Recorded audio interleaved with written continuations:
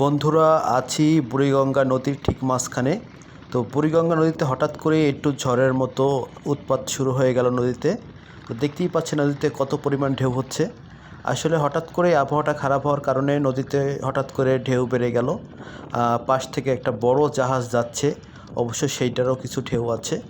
তো আমরা এখন ঠিক কালীগঞ্জ মানে বুড়িগঙ্গা নদীর ঠিক মাঝখানে আছি।